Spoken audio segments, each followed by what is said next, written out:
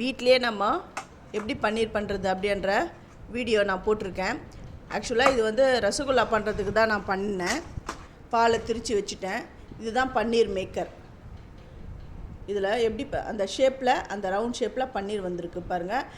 இது 1 லிட்டர் பாலில் கிட்டத்தட்ட 200 கிராம் பன்னீர் வரும். நம்ம வீட்டிலே பண்ணுற பன்னீர் வந்து நல்லா ஹைஜீனிக்காகவும் எந்த வித கலப்படமும் இல்லாமல் நம்ம செஞ்சிடலாம். இதே நீங்கள் கடையில் வாங்க போனீங்கன்னா இந்த 200 கிராம் பன்னீர் வந்து என்ன ரேட் அப்படின்றத நீங்கள் கமெண்ட்டில் சொல்லுங்கள். நான் ரசகுல்லா பண்ண போகிறேன். அதனால் இந்த பன்னீரெல்லாம் நல்லா உதிர்த்து நல்லா இந்த தேய்க்க போகிறேன். தேய்ச்சி நான் ரசகுல்லா பண்ண போகிறேன். இதோ இந்த இடத்துல தான் இப்படி வச்சு தான் தேய்க்கணும்.